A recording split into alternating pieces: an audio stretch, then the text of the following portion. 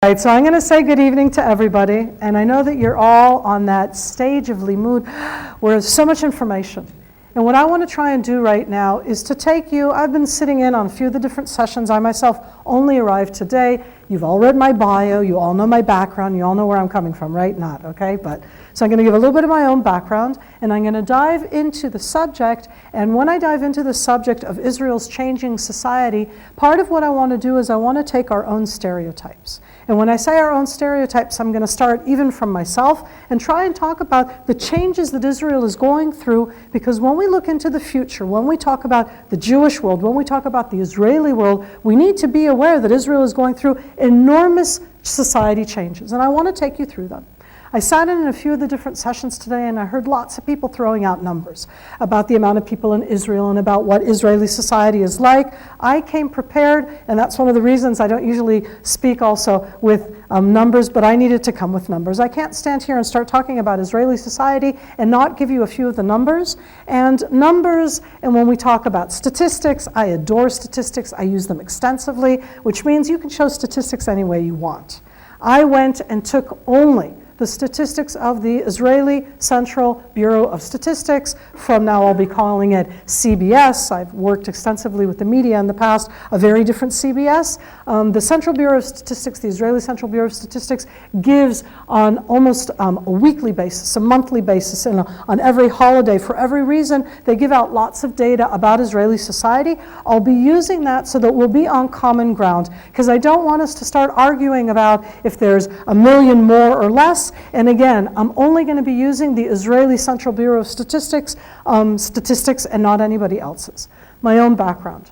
So I've been hearing a lot of different people throughout the day, and really we all have such diverse backgrounds. As you can hear, I have an American accent. My parents made Aliyah 42 years ago. I'm through and through Israeli. I'm very much American. I'm the combination of the both. But since Aliyah 42 years ago is a pretty long time ago, I served for most of my adult life in the Israeli military. I'm a retired colonel. I served in the Israeli intelligence community. And then towards the end of my serving in the intelligence community, I transitioned quite drastically into the spokesmanship media world. And when I did so, it kind of changed my background in the intelligence community. But since then, I also became the Israeli Prime Minister's international media advisor. I did that under Prime Minister Olmert in 2006, 2007. And so when you say, you recognize the face, or sometimes people actually say that they recognize my voice, it's because you got to hear it way too much, usually during very bad events, because when I was on TV, that usually meant that something bad was going on. It could have been the Second Lebanon War when I was the main spokesperson, and in the years after that. So it's just a little bit of the background, and I'm stepping into this issue of Israeli changing society. I teach at IDC, the Israeli, the International, is it the International? International Disciplinary College in Herzliya. I do a lot of different hosting of all sorts of different groups that come into Israel. And when we start and we sit down, and I'm immediately saying that just to get an idea to myself, how many people here have been to Israel? Switch side. How many people have not been to Israel? Okay, that's one of those different aspects, okay? So we all know everything about Israel. We've been there, we've seen it, and we have our own ideas of what it is. And when we talk about statistics in general, and when we talk especially about the statistics of the state of Israel, and I'm not turning the lights down, I think that you can see clear enough, and it's just statistics. I can always do that afterwards if you need. But I want to just talk first of all about numbers. And when we talk about numbers, the Israeli Central Bureau of Statistics, and that's the way that they write it, it's not the way that Miri chose to write it, is that they define Israelis in three categories: Jews, Arabs, and others. It's not my definition, it's the way that they define it. It's a difficult definition, because Jews, is it halachic Jews or not halachic Jews? Arabs, is it the Muslim Arabs? Is it the ones who speak Arabic as a native language? Think just to yourself, and I'm going to talk in a moment about society, that just within that own definition, you're already getting into something challenging. And we're the only country in the world where you have Jews, I mean the non-Arab Christians that are there, but Jews and others, and then you have Arabs. And the statistics itself are always a very challenging kind of number, because it gives on the top how many Jews and others are of all of society. And it's interesting because Jews, if you cut it down in a different way, is in Israel right now there are 8 million people. I'm going to give the rounded out number. And of the 8 million Israeli citizens, and I'm only talking right now about the Israeli Society of Israeli Citizens, I'm not talking right now, not about the West Bank and Gaza Palestinians at all. I am including within the 8 million citizens all of the settlers in the West Bank because they are Israeli citizens. And that's on the number within the Jews themselves. And there are 8 million citizens in the state of Israel as we talk today. And I want to take you a little bit on a journey first when it comes to statistics and numbers. So it's 2013. In another week, it's going to be 2014. Israel has right now 8 million citizens. When my parents made Aliyah in 1971, and that was 42 years ago, in Israel there were 3.2 million citizens. 3.2 million in 1971. 8 million in 2013, almost 14. That's not natural growth. Israel is an immigration society, and I'm going to talk about that in a moment. We have double whammy to a large degree. We're the only Western country that has a very high birth rate. I'll talk about that in a moment. And together with that, we're an immigration society. And that means that our numbers, when you look at it and you start from 1948, and you take that step in 1971, which I just chose randomly, and you go on to 2013, and almost on the eve of 2014, you're going from 650,000 Jews 1948, and that's citizens 1948, in 1971, 3.2 million, and then going on and up towards the 8 million that we have today. Okay. That's growth. That's one aspect of looking at it. And the other aspect is in the way that it's broken down. The Israeli Central Bureau of Statistics asks you a question. Remember, we're a democracy. How do you define yourself?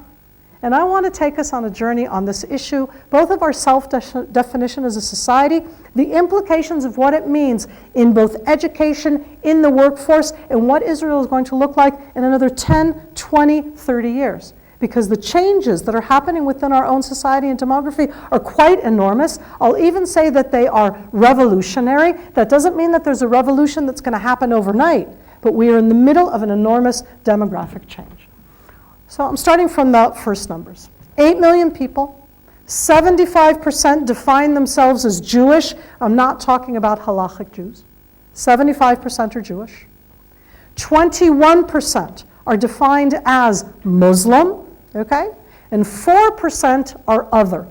So we're the only country in the world where you have that definition of Jews, Muslims, and other. There are lots of West European countries right now that when you go into their statistics, and they don't ask it in the same way, and you ask both about religion and also about the way that people relate to themselves, that you are going to find countries that have 10 to 15% minorities that are Muslim minorities in Western European countries today. Sweden is heading up into the 20% of a Muslim minority inside Sweden. Norway's a little bit behind that. Belgium doesn't have an official number. France is also with these difficulties. But when I talk about that general number of having 75% Jewish, 21% Muslim, and 4% other countries have similar type of statistics within their different types of societies. But when we dig into Israel and we talk about what we think of when we think about Israel itself, most of us, when we think about Israel and in the Israeli terms of what Israel used to be, we go back kind of to the social pioneers of the 1920s and the 1930s. To a large degree, when we think of Israel as being established and based upon the social pioneers that were once upon a time into a certain, it's just that throwback of that kind of picture of going on and out. In the session that I was sitting in here before, where it was a very interesting one about North American Jewry and the influence really of Jews inside the United States of America right now in all sorts of different senses, one of the speakers there spoke about Tevye. He spoke about Fiddler on the Roof, and he spoke about Fiddler on the Roof, and I was thinking to myself, it's interesting. When we think of the social pioneers in Israel, or more correctly in Palestine, in the 1910s and 20s, in the 20s and 30s, in the 30s, and even in the 40s, in the midst of World War II, or in the aftermath of World War II, we always talk about the eventing of the new Jew, that they weren't like Tevye, that they were something else, that they were showing their bodies in a very different way, that they were showing themselves in a very different way.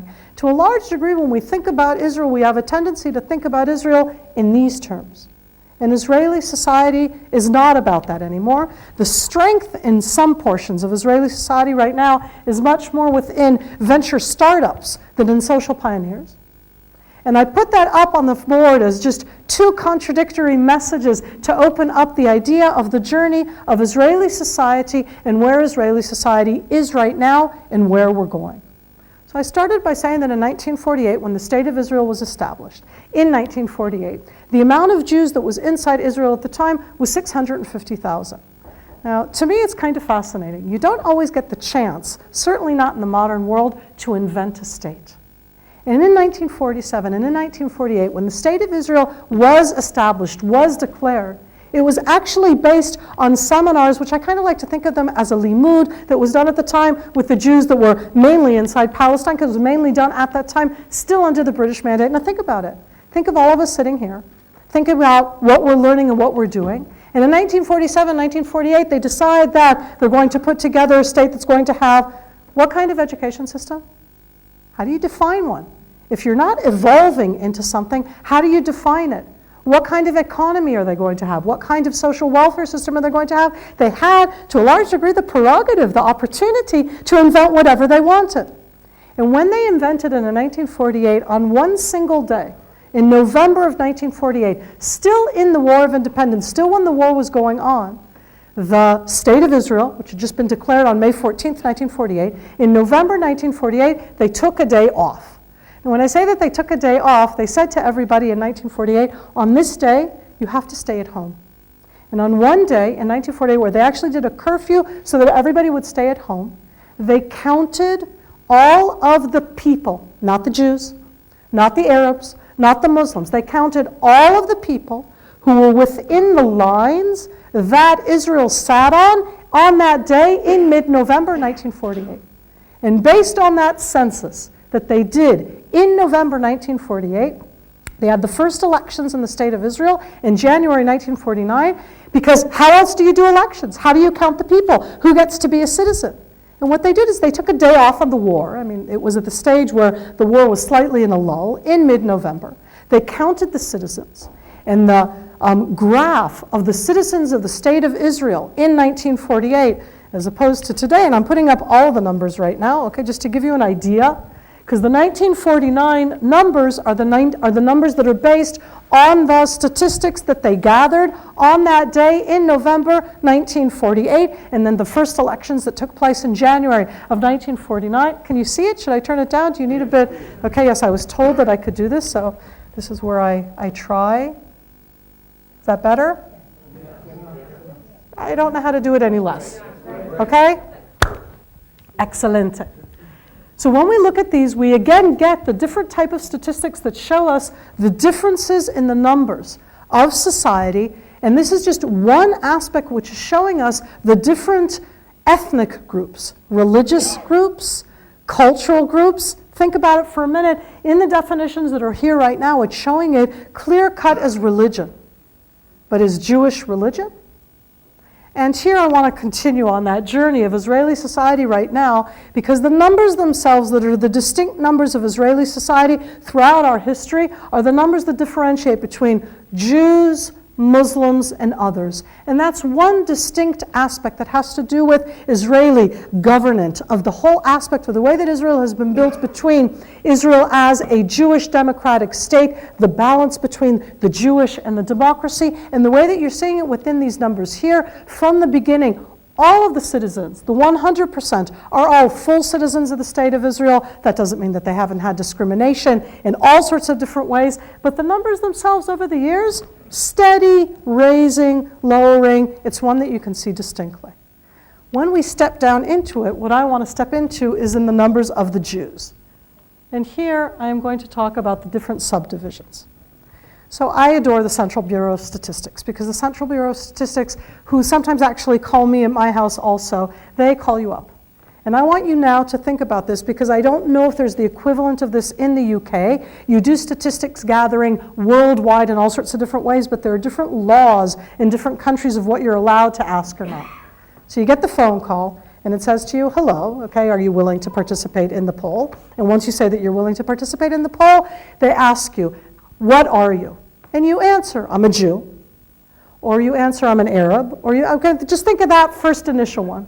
And then there's the follow-up question and the list that the Central Bureau of Statistics of Israel then asks you. And they ask you, they don't tell you.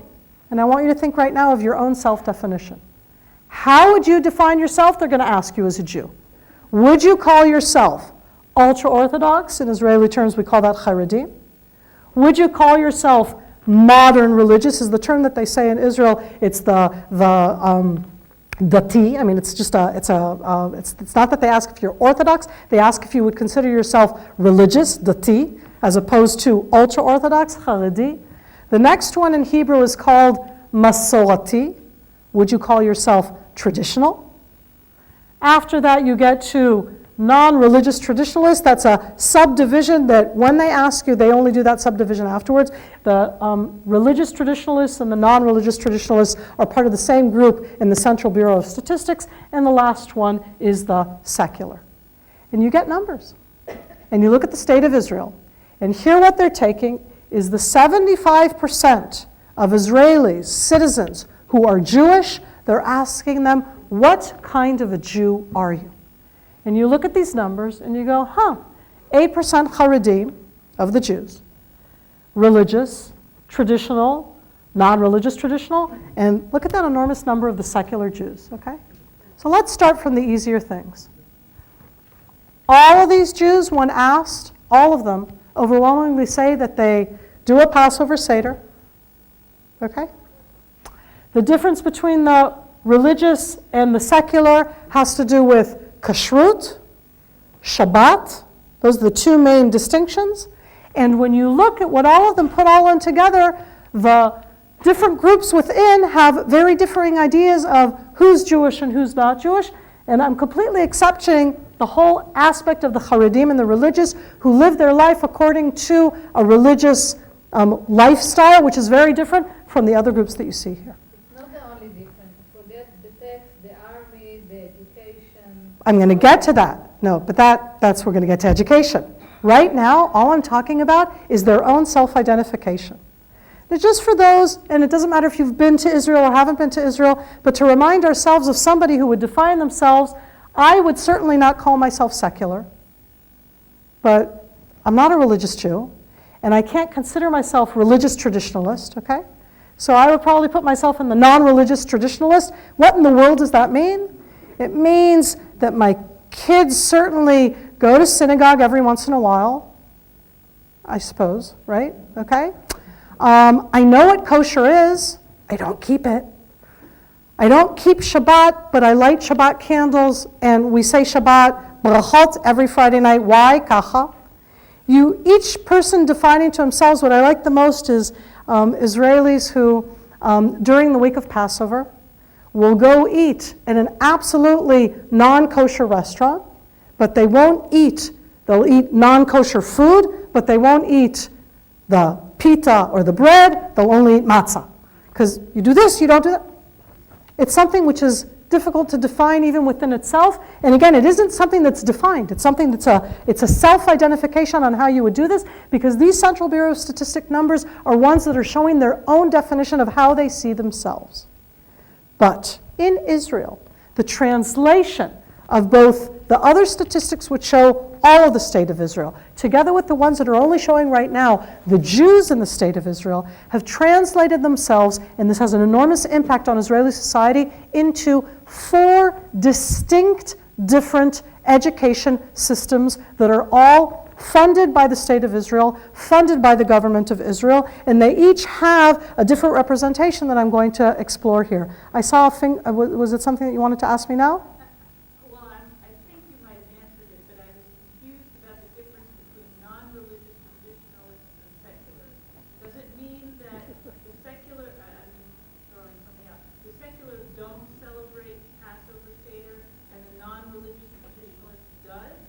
Everybody does the Passover Seder. Whenever they've asked in polls in Israel, 98% of Israelis, that's one of those kind of numbers which are impossible, of the Jews, say that they do a Passover Seder or participate in a Passover Seder. And when they ask the 2% who don't do why they don't do, it's not because they're against it. Okay? It's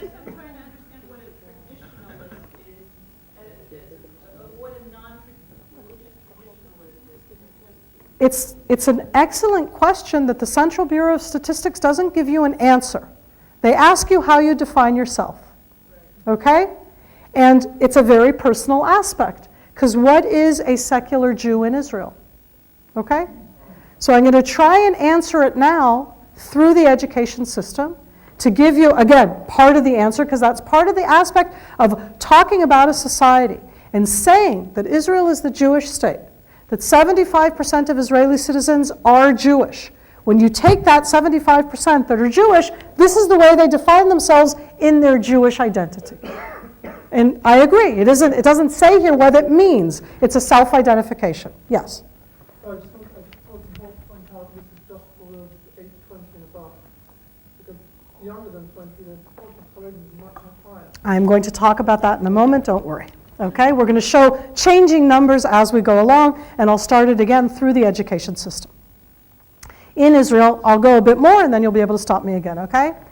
Let me... In connection with the non-religious traditions, is it feasible to say like this, so, I know what the tradition is, but I choose not to observe it, except occasionally.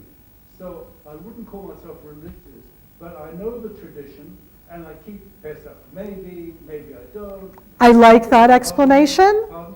I like the explanation. There is not an explanation that comes with the question that you're asked by the Central Bureau of Statistics. And I'm saying that on purpose because at the end, we each give it, when I answer, I think that a lot of people that I know would consider themselves secular. I'm always surprised, by the way, by the amount of people in Israel, by the amount of Jews in Israel who define themselves as secular.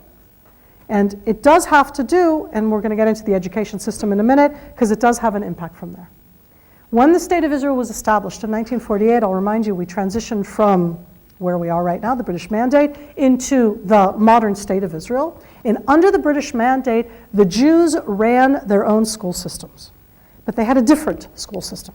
Remember, they did a seminar, they talked about what kind of a state they were going to establish, and they decided a year into the State of Israel, not immediately, they didn't change everything immediately, they decided that they would transition from what had been quite politically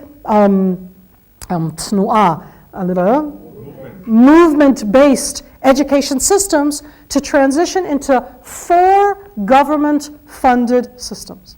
And those exist more or less to this day, all funded by the State of Israel. Right now we have free education. We'll talk afterwards about free if we have time, from age 3 through age 18. And in that education system, more or less when your kid is around 2, it used to be when they were 3, but then they lowered the age, you get a letter in the mail. And the letter in the mail tells you what your child has been assigned to, and it's usually based on where you live. But you can choose any of the 4. All 4 options are there. What are the 4 options? And again, I'm leaving this up on the wall to remind us of where this is coming from. The first option is the option of what you would call government-funded school in Hebrew. In Israel, by the way, it's called national. It's called government, but I would call it government national. Okay, and that's the one system, which is system number 1. System number 2 is called government national religious. It is modern religious. They study everything you study in the regular government school, and in addition, in longer hours, and it's a longer school day, they also study religious studies. It's separate boys and girls, not separate schools, separate classrooms, and that in Israel are the 2 systems which are called like the governmental and the religious governmental. The third system, which corresponds to what I showed you before, is a system which is called the Arab-speaking Israeli system. It's the Arab governmental system in Israel. It's all within the same Bureau of Education. They study the same curriculum, only they study it in Arabic. They study, in addition, Hebrew. They study, in addition, what everybody studies in English, the core studies of science, math, English, and it's all studied in Arabic. That's 3 systems. Governmental, and now again, I'm looking at these numbers and going, okay, where are you sending your kids? Governmental, governmental religious, governmental Arab speaking, which is for the Arab speaking sector in Israel, and the 4th sector, which is funded by the government of Israel and has been funded for many years, it wasn't from the beginning, but it's been funded for many years, is what we call the Haredi, ultra-Orthodox. It's not one system, okay? But in that system, it's also funded by the government. It's a system where boys and girls not only study separately, it's separate schools. And from 6th grade and on, in the boys' system, they don't study core studies. When I say they don't study core studies, in the boys' system, not in the girls' Haredi system, in the boys' Haredi system, from 6th grade and on, until this year, they didn't study math, sciences, or English. Which means that at the end of 12 years in school, or at the age of 18 or so, you can be incredibly learned. Okay? It's not that you don't know how to learn, but you're totally unemployable and you can't get into any university because you don't know English, you don't know math, and you don't have sciences. Challenges of the State of Israel that I'll be talking about a bit more, but those 4 education systems mirror to a large degree a lot of the changes that are happening now in Israeli society. We spoke, and some of the other sessions also have been talking a bit about new immigrants and their impact inside Israel. Just to give you also an idea of where people come from, and again, I know with the numbers it doesn't always show of different places where it's coming. The new immigrants that come to Israel are an integral part of the numbers that change our society. From 1990 until 1999, 1 million new immigrants came to the State of Israel. In Israel right now, because of these different numbers, and I'm not going to show you the one from before, but because of these different numbers of 1 million immigrants that came in from 1990 until 1999, Russian for 1 in 7 Israelis is the native tongue. We don't think of it in those terms. But if there are 8 million Israelis, okay, million immigrants that came in over those years, right now 1 in 7, and because you have second generation, 1 in 7 Israelis' native tongue is Russian. In a moment I'm going to address the issue of the military and how that also impacts in together with the education system. But to take that step further in Israeli society and in that impact, in the IDF and the Israeli Defense Forces right now, 1 in 4 Israeli soldiers' native tongue is Russian. Okay, so when we're talking about society, we're talking about changes that for most people, if I take you back to that picture of social pioneers coming in from Eastern Europe, building a social welfare, labor, because social Zionism had a very strong impact on the establishment of the State of Israel. The numbers in society of the State of Israel in 2013 are dramatically different. And the impact on what it's going to look in the future is even more obvious, if I can put it in that. Just to have us on and in these numbers are 2006. I know that there are numbers from 2012 now, but they're not distinctly different from where we are. But what you're seeing right now distinctly is that in the world today, more or less, the United States of America, with very challenging numbers from the last year, together with Israel, and Israel has surpassed the United States, are the 2 large Jewish communities in the world, and the rest of the world has little other portions. But when you look at the impact within Israel of Israeli society and of its being the largest Jewish community in the world, and go back to those numbers before, I have to take it back. I forgot to say one thing that I had intended to say before. I'm going to go back to this one, okay? When they show here Haredim, religious traditionalists, and non-religious traditionalists, all of those categories are categories of people who to some degree relate themselves into some aspect of Jewish religious life. And even when you look at the secular, okay, these are all of the numbers of the Jews inside Israel. The synagogue that the secular, the religious traditionalists, and the religious non-traditionalists don't go to, because they don't go to synagogue, the synagogue they don't go to is the Orthodox one. Okay?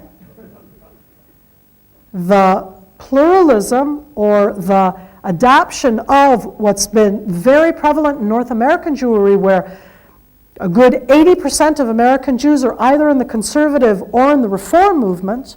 In Israel, the synagogue that all of these Jews don't go to is the Orthodox one. And they view the conservative and reform synagogues in general as being a lot worse than not going to synagogue at all. And that's also part of the challenges and differences that just reminded me because of the Jews overseas. Yes? I had a question about the rules of the Turkish. What educational system do they go? It's an excellent question about the Druze. The Druze are in the Arab-speaking system, one Druze town up north in Israel, I mean they're all up north in that sense, chose to change its curriculum to the Hebrew-speaking curriculum. And last year they were the best school in the country in the Hebrew-speaking curriculum. The Druze would define themselves as an ethnic community that speak Arabic. In Israel, part of the issue with the definitions is they don't like being defined as Arabs. They're Druze. They speak Arabic, but they're Druze. And it comes also into the education system. And so they did that in the one town. Druze in Israel are in and around 100,000, 125,000. And the question there is that can you do that overall? They did it in one town. We'll see if they'll move into other ones. No, they did it in Beit Jan. They did it in Beit Jan.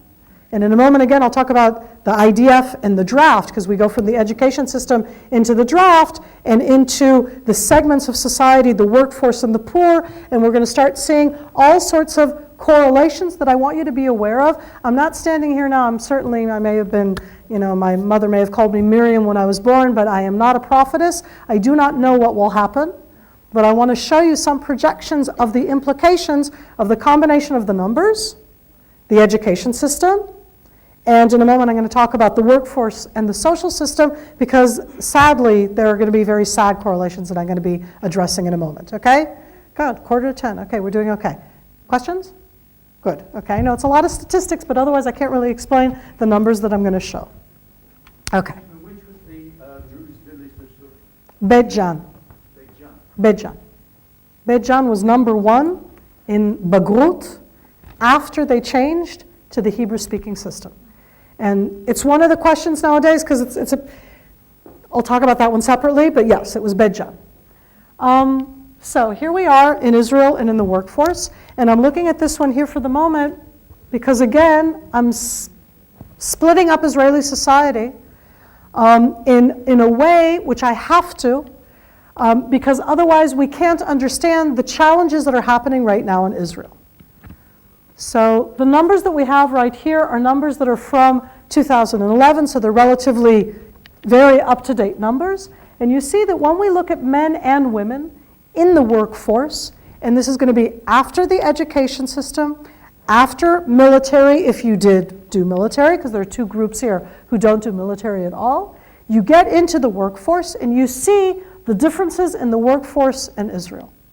And in Israel right now, the reason I'm putting this up is because together with that definition of Jewish, Muslim, or other, we have here the Haredi, Arab, and secular Jewish, secular or the working Jewish in that sense. When we look at these numbers here, the numbers are going to show that over the last 20 years, overwhelmingly in the state of Israel, we moved from, on purpose, as a decision that was made by the government, from what had been a social welfare governing ethos and economy to a liberal capitalist, not the same as in the United States of America. We still have overall social health care. We still have a different type of net that the government gives. But in Israel, the poor in Israeli society overwhelmingly, look at the numbers, are the Haredi and Arab. So I said that we have 4 education systems where there's a separate one for Haredi and Arab. And again, separate, all government, all done in a sense looking at overall society to give, because it's always that kind of question, how do you accommodate yes or no, those type of things. From that education system, you arrive at the age of 18. And at the age of 18 in the state of Israel, 2 groups are exempt from military service. Arab citizens of Israel, with exceptions. Overwhelmingly, the 21% Muslims are not drafted. 21% of the Israeli society, the 18-year-olds, are not drafted. There are exceptions within that are. The Druze community, men are drafted. And the Haredi are not drafted. And when you look at these numbers here, this is percentage-wise within each one of those communities who's working. And I want you to take note that Haredi women work a lot more than Haredi men. Haredi women and the number of children in the Haredi households in Israel have brought about the following situation. In 1948, The Haredis were less than 0.5% in the state of Israel. And what happened, I'm really bad, it's funny because I use statistics so much and I never remember if this is mathematical or geometrical, but they went from 0.5% to 1%, and from 1% to 2%, and from 2% to 4%, and from 4% to 8%. And right now, ladies and gentlemen, we are in the middle of a process where within 20 years, they will go from 8% to 16. Okay? And they're already there in the, we're going to get to the education system in a moment, but when I talk about those numbers, those are numbers that are coming out of mainly births and some immigration. When you look within that, these numbers here, as overwhelmingly over 50% of the men don't work, and they have families that have many children, they are overwhelmingly the poor in the state of Israel.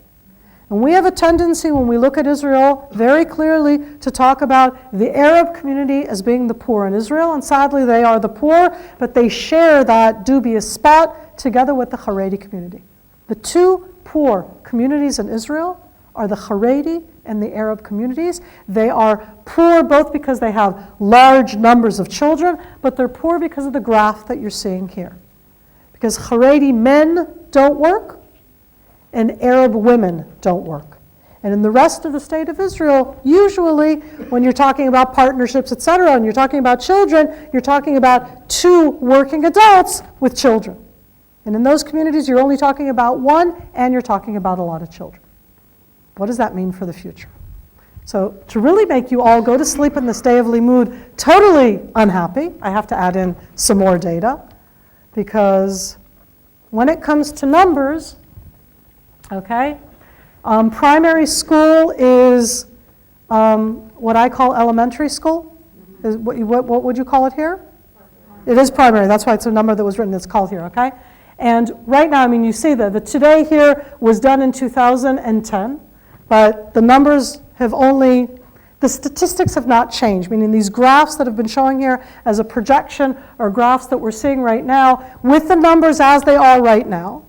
The right now, in the four systems that I talked about, the ultra-Orthodox and Arab, in the state, and it doesn't matter if the state is what I call the secular or the state is the religious, but the two sections, which are the ones that have the main bread owners, startupists, people who go into the military, again, you see the correlation between all of these numbers. You see that I'll put it in other words, in September and August 2013, the school year started. And the Central Bureau of Statistics put out their statistics. And on September 1st, 2013, that's all of 3 months ago, in the Arab system are 22% of the first graders. Okay, that's similar to what you saw before. Haredi, nobody was reading my statistics with me? 24% of the first graders are in the Haredi system. That's in 2013. Now, if you take the two numbers together, a little under 50% of first graders in the state of Israel are either in the Haredi or in the Arab speaking. Okay? It's going down, but it's going down very gradually. The 22% is the peak, and it's projected to go down.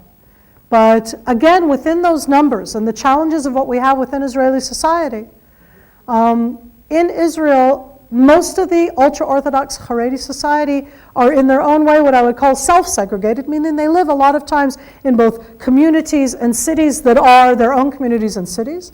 There's a city which is next to, it's south of the city of Jerusalem. It's in the West Bank. It's called Beitar Elit. Most people actually have never heard of it.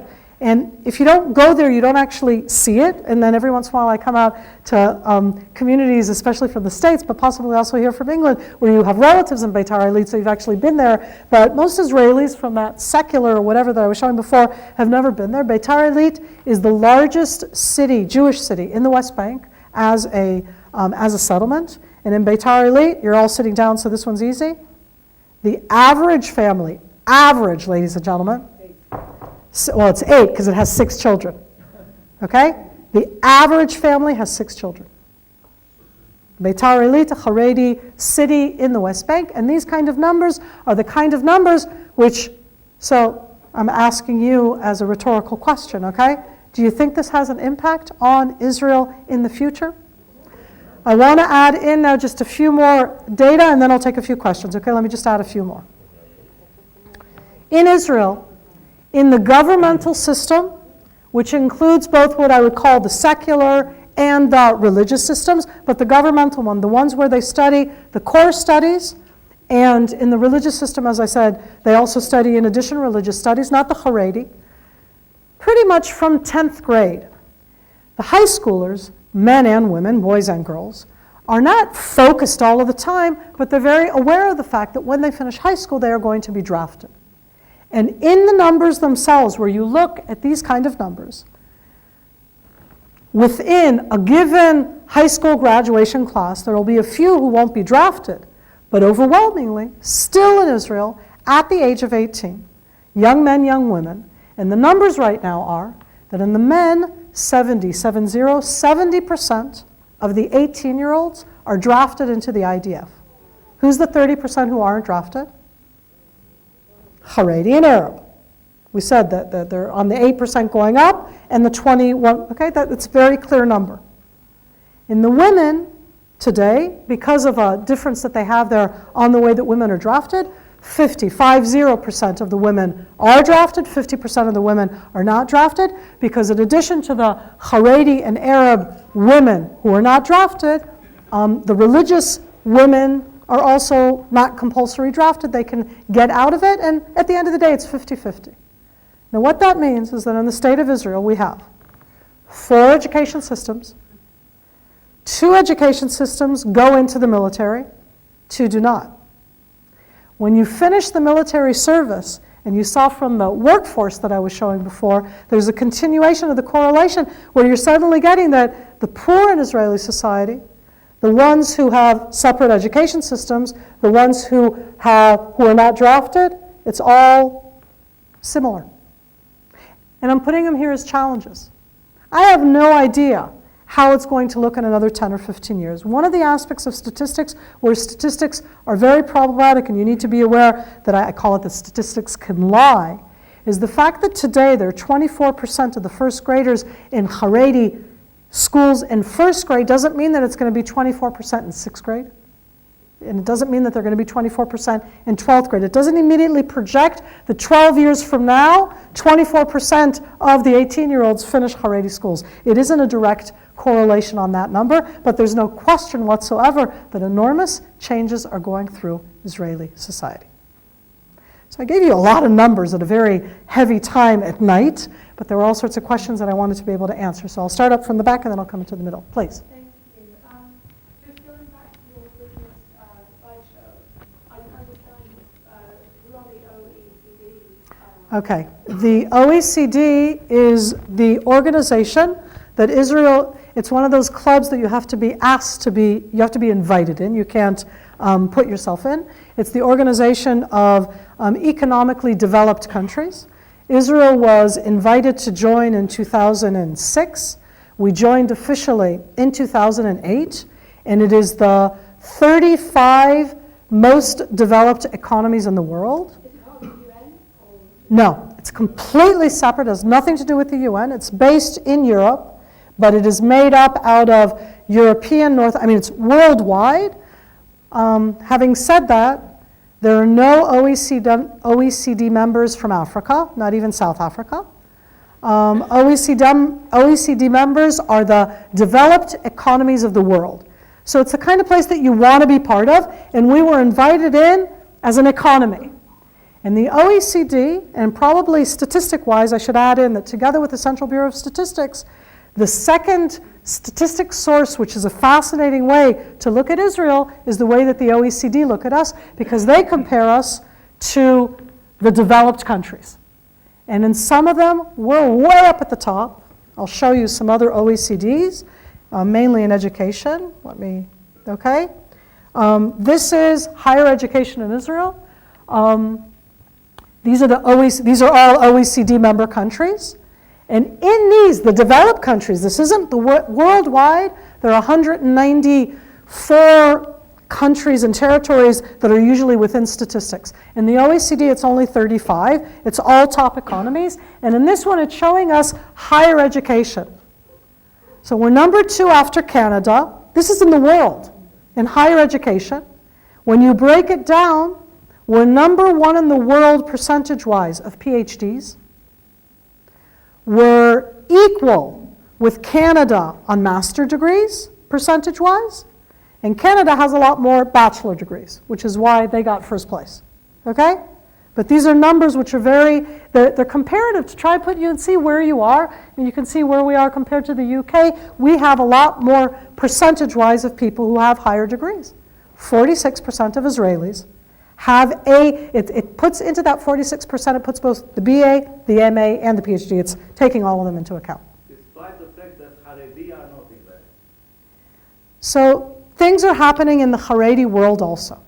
Because one of the aspects that happened of that sad correlation between poor, education, where you can go, is that over a decade ago, the government started a program where they said, it's not that the Haredi, I'm being not PC right now and I apologize, they're not ignorant.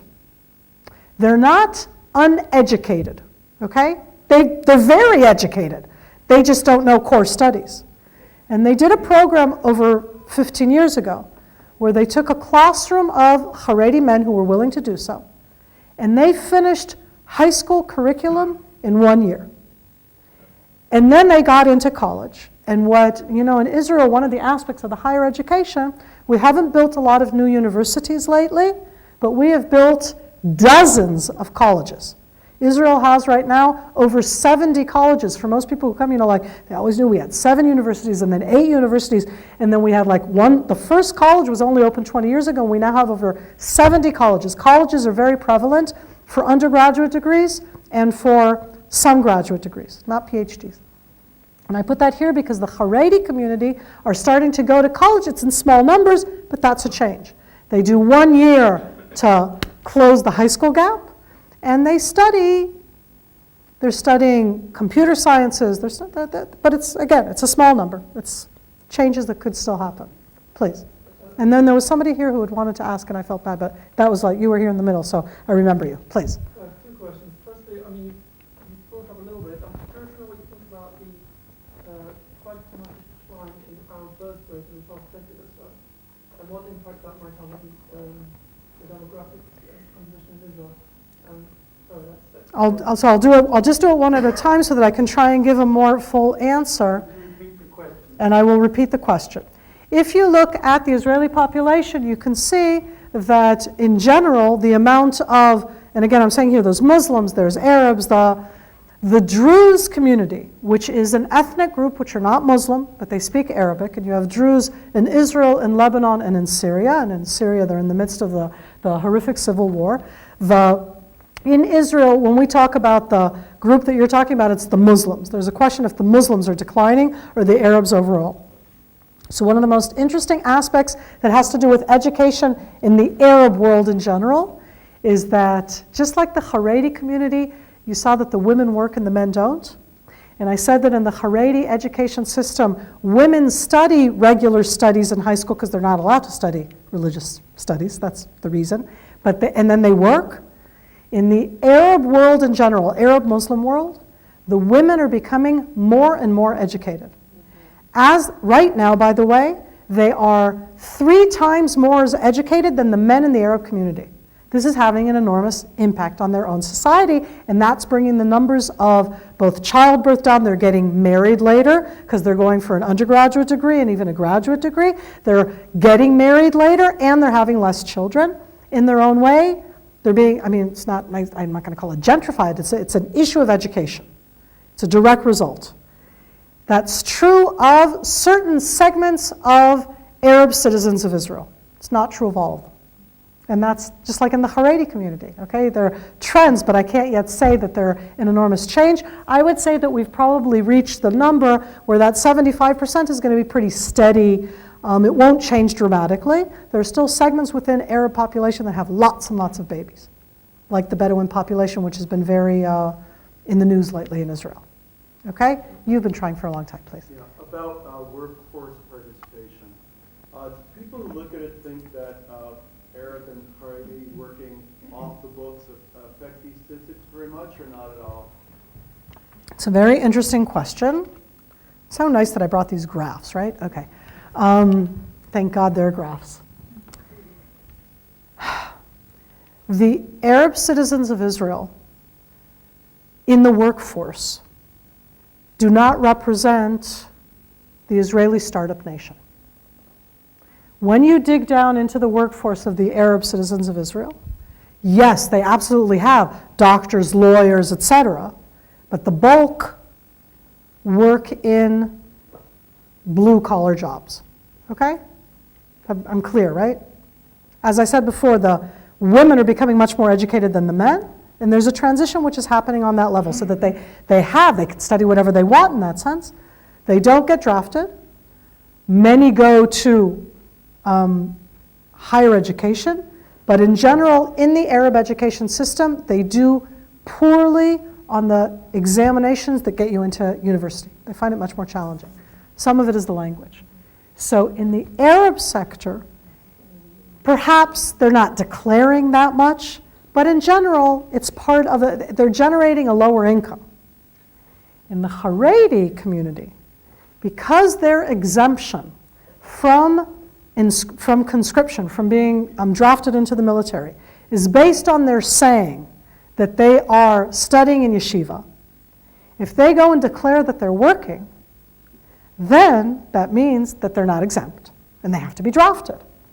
Which means that within that, you actually have something built in which says I can't declare I'm working, because if I declare I'm working, then I'm going to have to be drafted.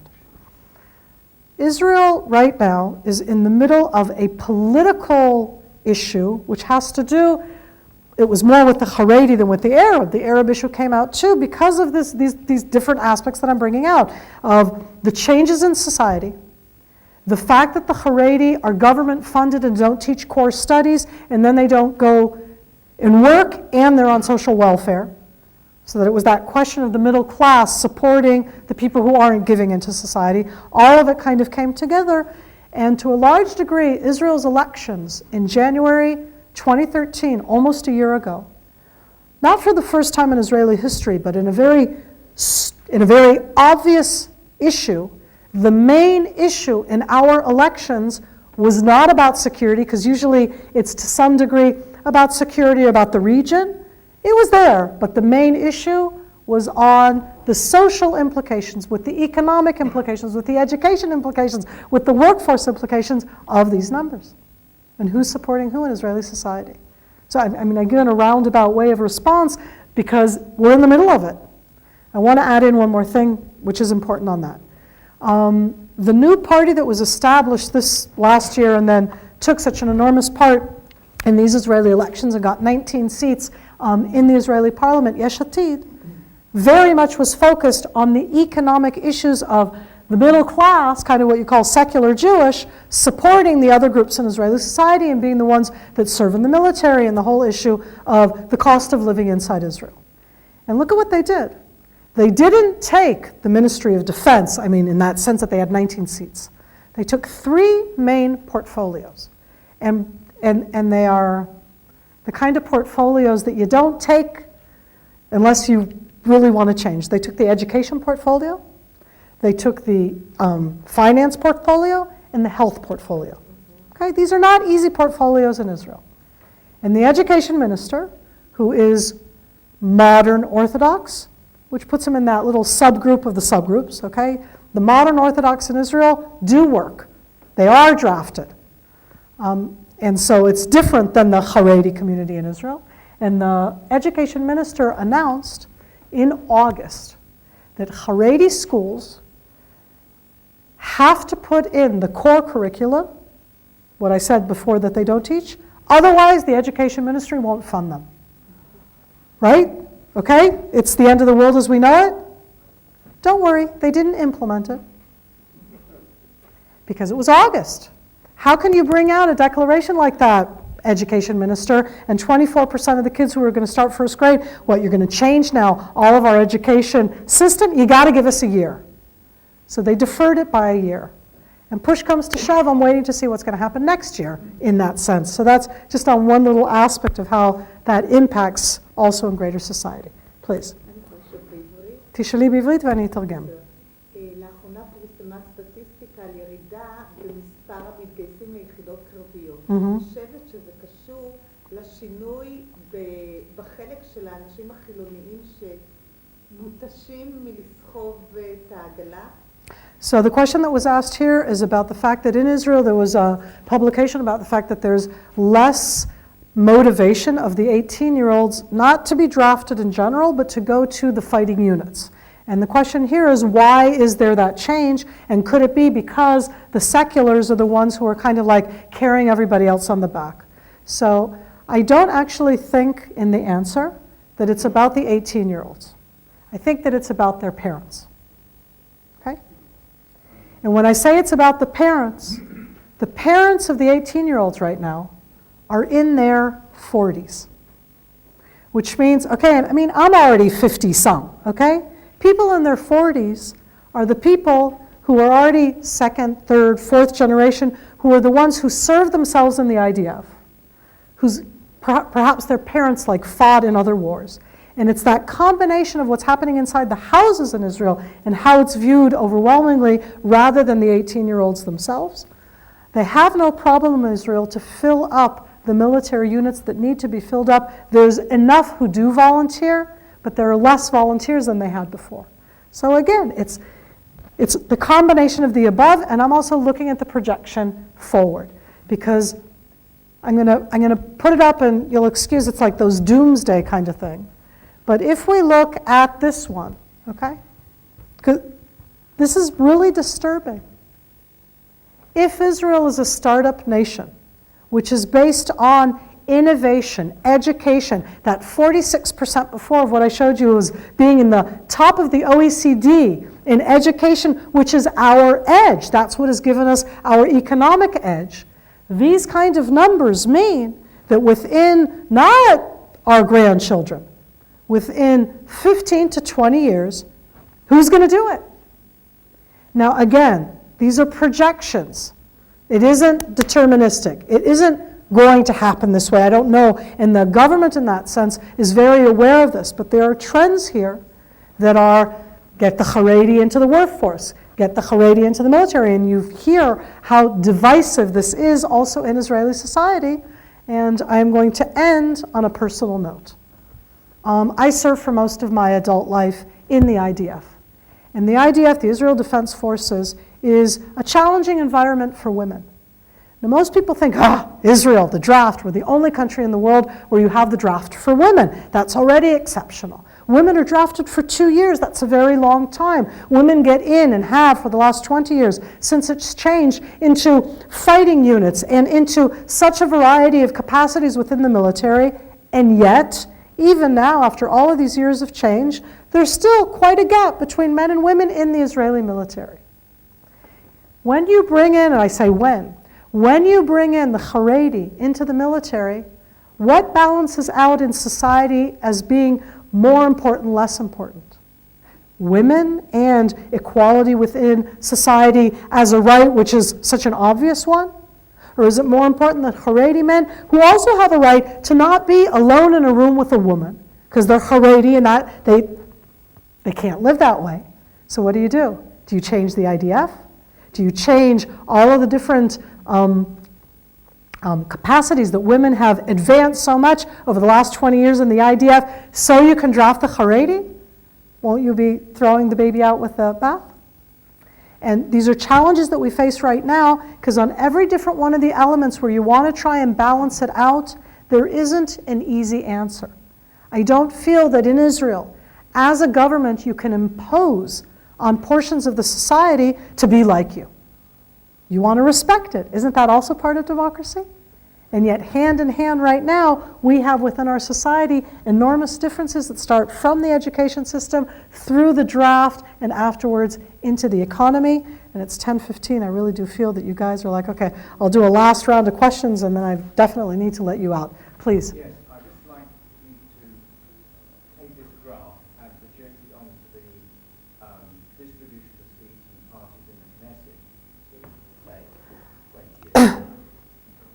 I can do it already now, because right now in this parliament, the Haredi parties have combined 18 out of 120 seats. That's both the Sephardic and Ashkenazi parties, okay? Because when I say Haredi, most people think only of Ashkenazi. In Israel, when I say Haredi, I mean both Ashkenazi and Sephardic.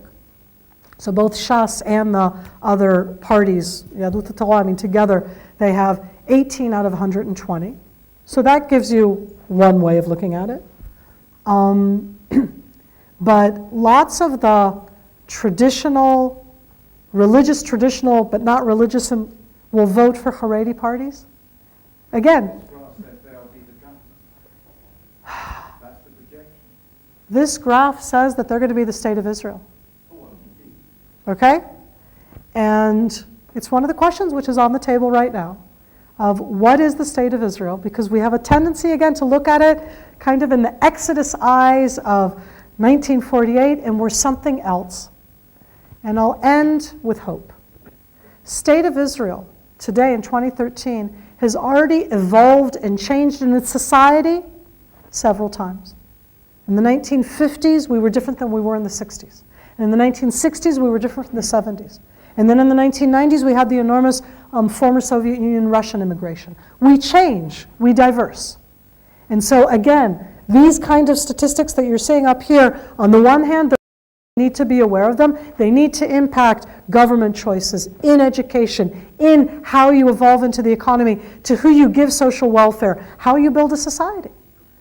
Society is a very challenging thing, and so I'm going to leave it. I know I put up here if I remembered to. Okay? When we look at all of these different things together and add them up, and I'm leaving it as a question, not as an exclamation mark. Identity in Israel can be Israeli, and it can be Jewish, and it can be Western and Middle Eastern. Sometimes you think of yourself as the pioneer, sometimes there's a startupist. Different people see themselves in different ways. Lots of people have combinations of identity that go between the different ones. But when we talk about Israeli generalities in general, when we look especially from the outside in, there's a gap looking at Israel, certainly from the UK, but really from any of the OECD countries or from any of the modern Western countries, because Israel is still militaristic, national, religious, Shoah-based, and pioneering, and none of the other countries that we kind of see ourselves as part of are the same. I'm not saying that this is good or bad. I'm just posing it right now as part of the challenges that we face as a society, that we face as a nation. And hey, b'vinyan ha'aretz nitnachem. It's late. Go to sleep. It's the end of the day. Thank you. Okay.